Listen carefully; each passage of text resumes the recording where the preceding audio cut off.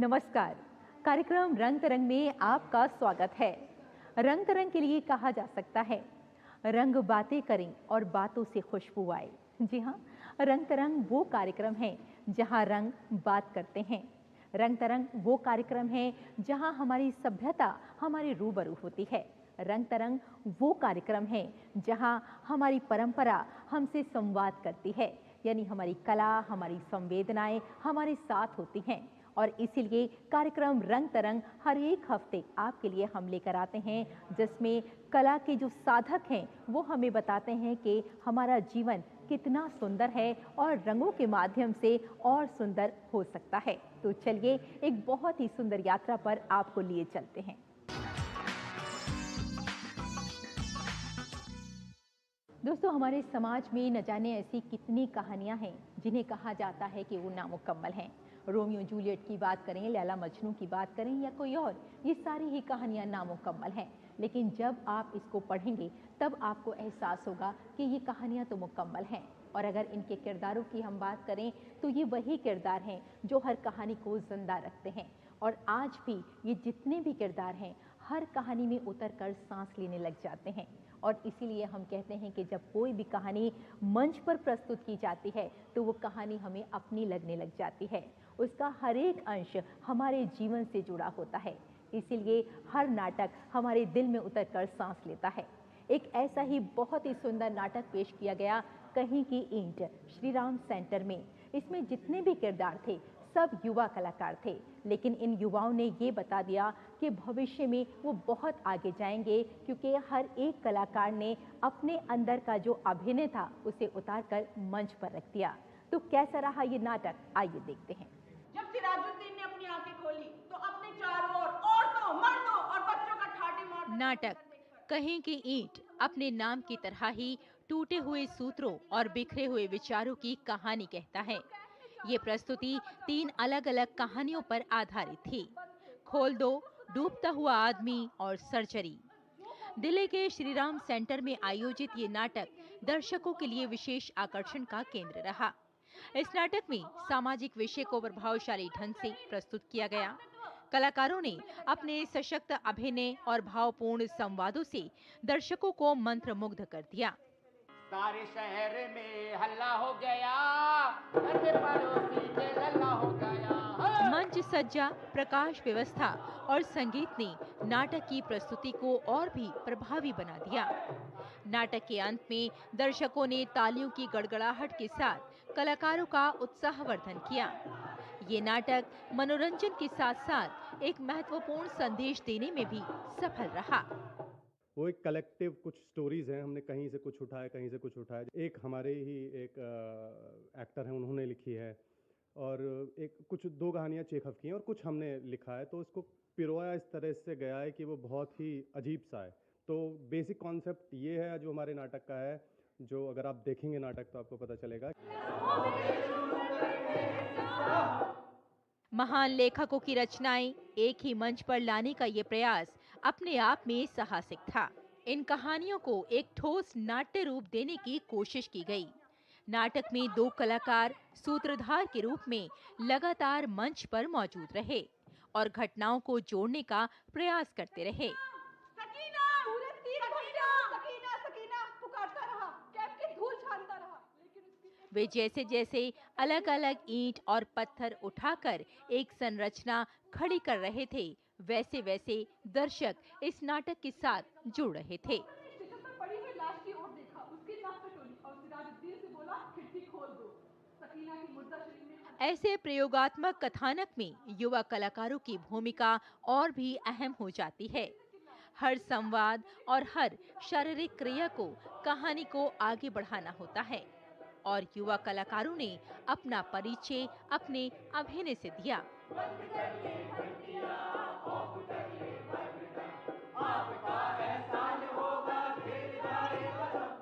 तो ये मेन जो किरदार है कि उनका दर्द कैसे दिखता है, लोग उनको कैसे जज करते हैं। कुछ लोग हैं, मतलब इसमें ओवरऑल एक निचोड़ है चीज़ों का कि कुछ अच्छे लोग भी हैं, कुछ बेकार लोग भी हैं। तो मेरा जो कैरेक्टर है वो राइटर का है, रशियन राइटर का, जो एक कहानी ढूंढने के लिए या फिर कहानी के विचार के लिए बाहर निकलता है फ्रस्ट्रेट होकर अपने ऑफिस से, और उसे एक नई कहानी देखने को मिल जाती है। दोनों हास्य कविताएं हैं एक तरह से, एक रशिया की कहानी है सर्जरी की और एक डूबते हुए आदमी की है।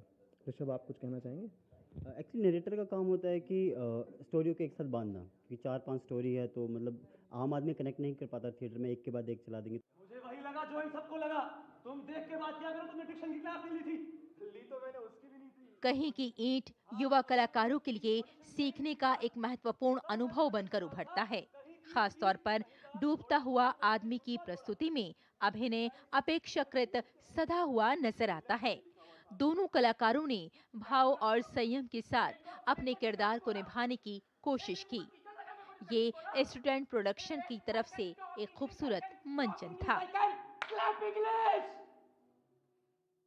ये नाटक हमें याद दिलाता है कि रंगमंच प्रयोगों से ही आगे बढ़ता है और यही प्रयोग युवा कलाकारों को अपने रास्ते की पहचान करने का अवसर देते हैं।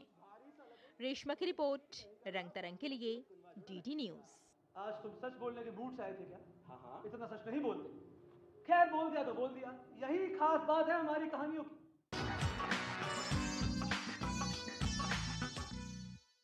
एनएसडी की अगर हम बात करें तो नेशनल स्कूल ऑफ ड्रामा एक ऐसा इंस्टीट्यूट है जो कलाकारों को तैयार करता है और यहाँ का हर एक कलाकार जीवन से जुड़ा होता है, ज़मीन से जुड़ा होता है, अपनी संस्कृति के बारे में जानता है, अपनी परंपरा के बारे में जानता है। और हमारे जो लेखक हैं वो इसी संस्कृति, इसी परंपरा के इर्द गिर्द जब कोई कहानी बुनते हैं तो एक भी कलाकार उसके साथ जुड़ जाता है, तब हमें मंच पर कुछ नया देखने को मिलता है, कुछ आधुनिक देखने को मिलता है।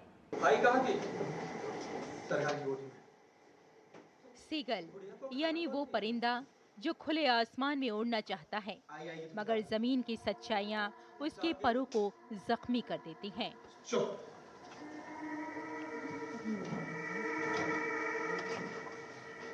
वो सोते हुए खाती है। मैंने कभी खिलाया है? प्रसिद्ध रूसी नाटककार एंटोन चेखोव की कालजयी कृति द सीगल पर आधारित नाटक का प्रभावशाली मंचन किया गया दिल्ली के नेशनल स्कूल ऑफ ड्रामा में। मुझसे क्या मजाक है? कमानी पड़ती है। 12 साल से कमा ही रही है। ये प्रस्तुति मानवीय संवेदनाओं, अधूरी इच्छाओं, प्रेम, ईर्ष्या और कलाकार के आंतरिक संघर्ष को गहराई से उभारती है। कहाँ? हमारे में सरकार को खजाने की बात करना क्या शुरू? तो मैंने कब की?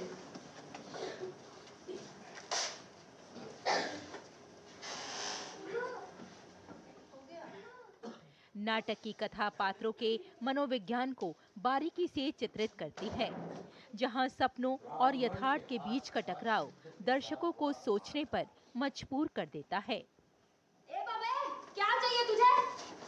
कौन है ये? ए बाबा,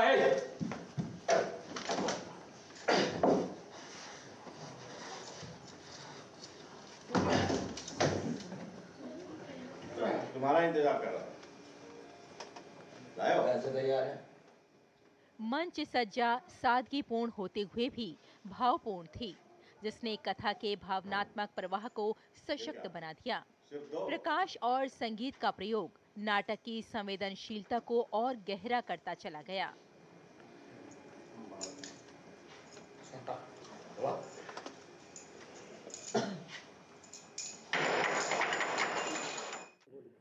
नमस्कार, मैं दीपक चौधरी हूँ और ये श्रीगाल नाटक हम लोग झारखंड से लेकर के आए हैं। इसमें एक मेरी अहम भूमिका थी राघव की।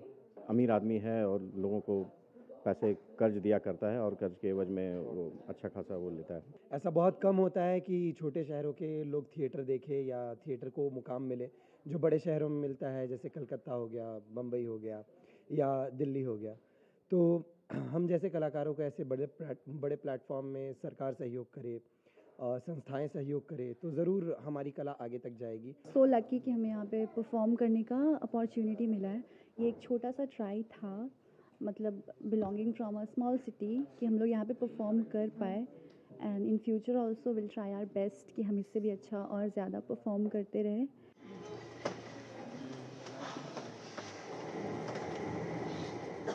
कलाकारों का अभिनय स्वाभाविक और सधा हुआ रहा। संवाद अदायगी में भावनात्मक उतार चढ़ाव साफ तौर पर देखा जा सकता था। तो हो गया, मेरी आजी मर गई और मेरा एक भाई भी था। अच्छा। वो भी गुजर गया। अरे बाप रे। अरे ये काम कैसे करता है? द सीगल का ये मंचन केवल एक कथा प्रस्तुति नहीं, बल्कि कला, प्रेम और जीवन के प्रति मनुष्य की जटिल आकांक्षाओं पर एक गंभीर विमर्श प्रस्तुत करता है।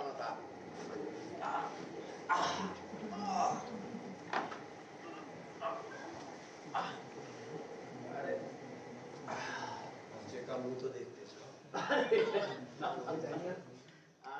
दर्शकों ने नाटक को गहन रुचि और सराहना के साथ देखा और ये मंचन लंबे समय तक याद रखा जाएगा। बहुत प्यारा बच्चा है।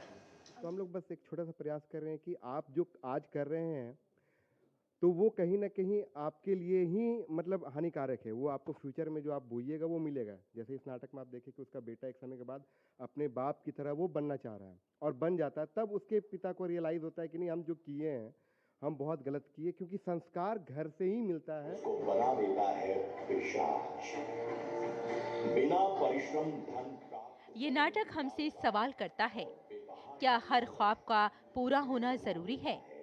क्या नाकामी जिंदगी की हार होती है, या फिर इन्हें टूटने में इंसानों की असली पहचान छुपी होती है?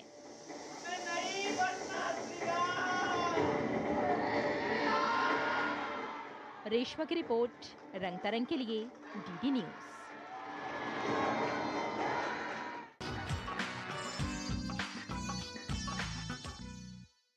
और चलिए अब आपकी मुलाकात करवाते हैं कलाकार शीला चमरिया से। ये वो कलाकार हैं जो अपनी मूर्तियों के माध्यम से छोटी छोटी खुशियां तलाश करते हैं। अब देखिए ना, अगर हम अपने जीवन की बात करें तो वाकई हमारे जीवन में खुशियां तलाश करनी ही पड़ती हैं, क्योंकि आज हर एक इंसान इतना मसरूफ़ है कि उसके पास फुर्सत ही नहीं होती कि उसके चेहरे पर कोई मुस्कुराहट भी आ सके। लेकिन ये कलाकार ऐसी हैं जो जानती हैं कि किस तरह से उम्मीद को जगाया जा सकता है, किस तरह से जीवन की छोटी छोटी खुशियों को आवाज़ दी जा सकती है, किस तरह से वफ़ा को आवाज़ दी जा सकती है। और इसीलिए तो कहती हैं कि वफ़ा क्या है, उम्मीद क्या है, दोस्ती क्या है, ये देखने को मेरे दिल का आईना ले जा। और इनके दिल के आईने में बहुत छोटी छोटी खुशियां हैं जो हमें मुस्कुराना सिखाती हैं। तो चलिए आपको दिखाते हैं ये आर्ट गैलरी।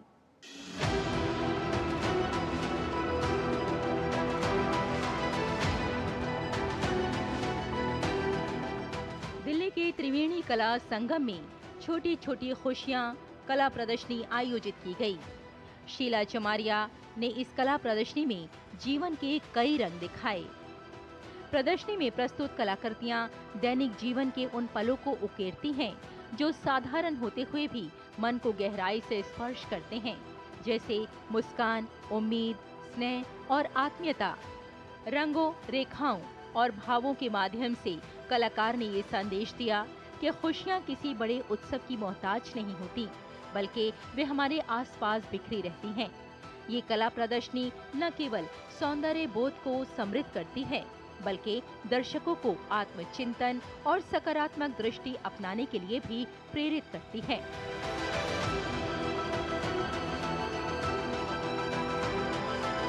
कुल मिलाकर छोटी छोटी खुशियां एक ऐसी कलात्मक पहल रही जिसने कला के माध्यम से जीवन की सादगी और संवेदनशीलता का सुंदर उत्सव मनाया। कला केवल रंगों और रेखाओं का संयोजन नहीं, बल्कि मन की उन भावनाओं की अभिव्यक्ति है जो शब्दों में समा नहीं पाती।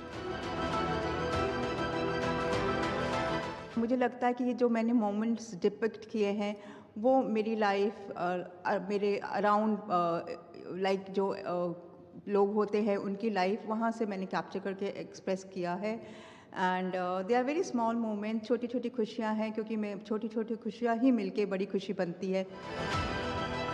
ये कला प्रदर्शनी हमारे जीवन के विविध रंगों को एक ही मंच पर साकार करती है।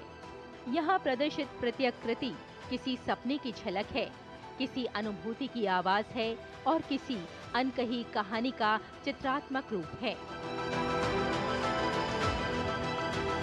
मेरे को बहुत अच्छा लगा जो उनने स्ट्रक्चर्स बनाए हैं, जो कॉपर बीटन शीट्स हैं, सो आई रियली एंजॉयड। जो कलर स्कीम है वो बहुत सुंदर है। द ब्रॉन्ज, उसके बहुत सारे शेड्स हैं एक्चुअली, लाइक कहीं पे वो लाइट है, कहीं पे डार्क है, एंड द कॉपर जो ऑक्सीडाइज है वो काफ़ी अच्छा कॉम्प्लीमेंट दे रहे हैं उसको, ब्रॉन्ज को। इन चित्रों में कहीं प्रकृति मुस्कुराती है, कहीं मानवीय संवेदनाएं बोल उठती हैं, तो कहीं सामाजिक यथार्थ हमें सोचने पर विवश करता है।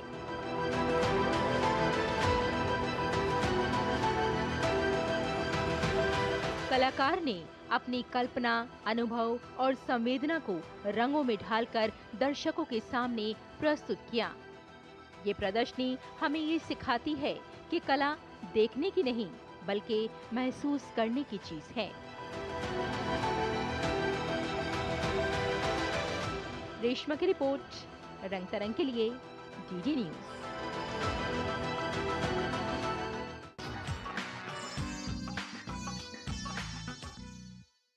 और चलिए अब आपको मिलवाते हैं हम कलाकार सुरेश कुमार से। सुरेश कुमार वो कलाकार हैं जिन्होंने अपने स्कल्पचर्स के माध्यम से हमें ये बताने की कोशिश की है कि वो कितने बड़े साधक हैं। उन्होंने बहुत ही खूबसूरती के साथ अपने मन की व्यथा को स्कल्पचर्स में ढाल दिया है। वो बहुत ही सुंदर मूर्तियां बनाते हैं और हर मूर्ति में एक कहानी होती है। जब बात हम करते हैं उनकी उन मूर्तियों की जिसमें उन्होंने महिलाओं की अभिव्यक्ति को उजागर किया है, तो वाकई उनकी मूर्तियों को देखकर कहा जा सकता है कि फलक भी छूट जाएंगे बुलंदी के तेरे पीछे, तो अपने बाजुओं में कुव्वते परवाज पैदा कर।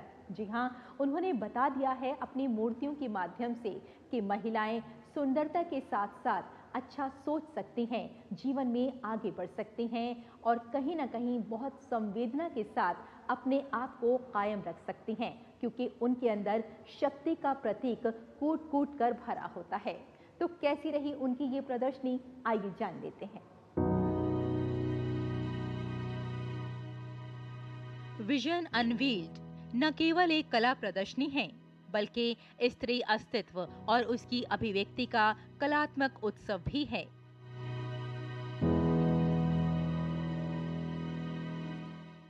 दिल्ली की ललित कला अकादमी में आयोजित मूर्तिकार सुरेश कुमार की ये प्रदर्शनी कलाकार की रचनात्मक दृष्टि और आंतरिक अनुभूतियों का सजीव अनावरण है। इस प्रदर्शनी में प्रस्तुत मूर्तियां केवल आकार और संरचना तक सीमित नहीं हैं, बल्कि वे विचार, संवेदना और मानवीय भावनाओं की गहराई को अभिव्यक्त करती हैं।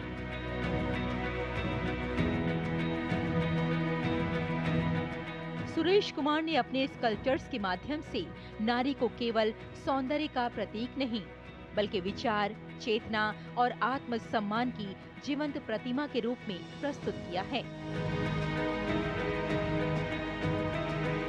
उनके शिल्प में स्त्री की मौन पीड़ा, आत्मविश्वास और स्वतंत्र दृष्टि एक साथ आकार लेती है। सुरेश कुमार की कलाकृतियों में शिल्प और भावना का अद्भुत संतुलन देखने को मिलता है। पत्थर, धातु और अन्य माध्यमों में गढ़ी गई ये मूर्तियां जीवन, संघर्ष, मौन और चेतना जैसे विषयों को सशक्त रूप में सामने लाती हैं। काफ़ी सारे स्टोन मैंने काटे हैं, कई दो तीन ट्रक के आसपास जो है। उसके बाद उनके अंदर मैंने जब चेहरों की जब दिखाए जो है, तो जब स्टोन में हम काम करते हैं तो क्या कि फिनिशिंग करते हैं, हार्डनेस, सॉफ्टनेस, उसकी कोमलता, उसका लावण्य, ये सारी जो चीज़ें हैं वो बड़े अच्छे से हमें फेस पे नजर आ जाती है। हर रचना मानो दर्शक से संवाद करती है और उसे सोचने, महसूस करने के लिए प्रेरित करती है। विजन अनवील्ड प्रदर्शनी कलाकार की उस दृष्टि को उजागर करती है जो सामान्य से असामान्य और मौन से मुखर बन जाती है। ये आयोजन न केवल कला प्रेमियों के लिए बल्कि उन सभी के लिए है जो मूर्ति कला के माध्यम से जीवन की गहराइयों को समझना चाहते हैं। ये प्रदर्शनी स्त्री जीवन के विविध पक्षों, संघर्ष, सृजन, सहनशीलता और आत्म अभिव्यक्ति को कला की भाषा में बयान करती है। हर मूर्ति मानो स्त्री की अनकही कहानी को स्वर देती है और दर्शकों को संवेदनशील संवाद के लिए आमंत्रित करती है। जीवन के न जाने कितने रंग और हर रंग हम सबके चेहरों पर होता है। खास तौर से जब महिलाओं की अभिव्यक्ति की बात होती है, महिलाओं के हाव भाव की बात होती है, तब ये कहा जा सकता है कि वाकई हर महिला हमसे कुछ कहना चाहती है अपने चेहरे के हाव भाव के जरिए, और एक कलाकार इसे बहुत खूबसूरती के साथ उसके चेहरे से बयां करने का हुनर जानता है। कोई भी चित्रकार ये बहुत खूबसूरती से बताना चाहता है, समझाना चाहता है कि महिलाओं की जो अभिव्यक्ति है वो बहुत सुंदरता के साथ बयां की जा सकती है किसी भी कैनवस के जरिए। अभी हम खड़े हैं अभिव्यक्ति में। जी हाँ, अभिव्यक्ति वो कला प्रदर्शनी है जहाँ बहुत सारे कलाकारों ने हिस्सा लिया और हर कैनवस पर उन्होंने अपनी कला के माध्यम से हम तक अपनी बात पहुँचाई है। तो कैसी है ये अभिव्यक्ति, आइए जान लेते हैं।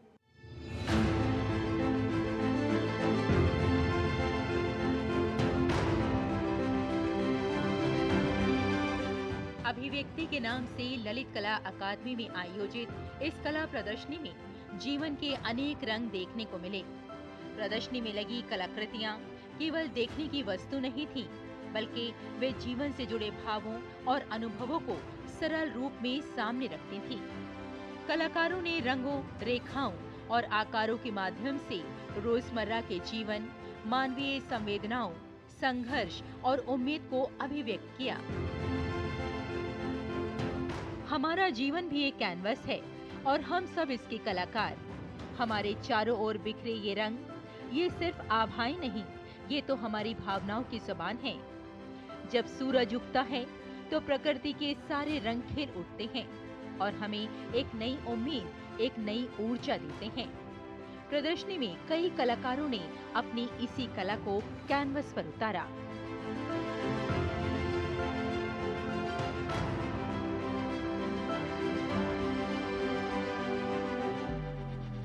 ये मेरे काम है और ये सोल ऑफ जर्नी के ऊपर काम है। जो हमारा इंटरनल सोल होती है वो आई एम, मैं कौन हूँ, उस जर्नी को लेके ये काम किए हुए हैं। हमारा जो कल्चर का एक वर्क है, इसका टाइटल है एक थांग। एक थांग मतलब क्या है, हमारा डायनेस्टी और सलाई तरेत बोलता है।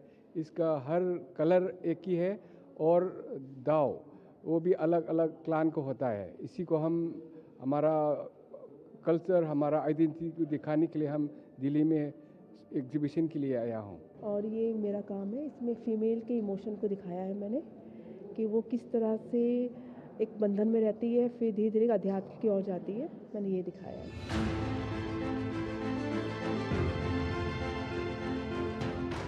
प्रदर्शनी की हर कृति अपने आप में एक कहानी कहती हुई प्रतीत होती है।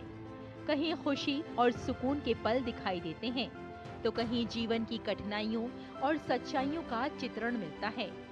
इन रचनाओं ने दर्शकों को सोचने और महसूस करने का अवसर दिया, जिससे कला और जीवन के बीच एक सीधा जुड़ाव बन सका। यहाँ पे 7-8 आर्टिस्ट है, उसमें से मैं भी एक पार्टिसिपेंट आर्टिस्ट हूँ। मेरा काम यहाँ पे 7 वर्क्स, यहाँ पे एक्रिलिक ऑन कैनवास, यहाँ पे मेरा डिस्प्ले हो रहा है। वुमेन के ऊपर मैं कर रही हूँ, जो डिपार्टमेंट ऑफ कल्चर से मुझे मिला था फेलोशिप। उस टाइम मेरा सब्जेक्ट था स्टडी ऑन वुमेन्स लाइफ, और इसके ऊपर मैं भी ये सारे काम कर रही हूँ। वुमेन के ऊपर मैं कर रही हूँ। अभिव्यक्ति प्रदर्शनी ये संदेश देती है कि कला जटिल नहीं, बल्कि जीवन को समझने और महसूस करने का एक सहज माध्यम है।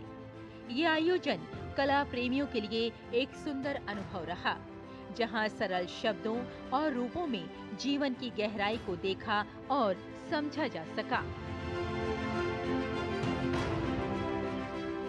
रेशमा की रिपोर्ट, रंग तरंग के लिए डीडी न्यूज।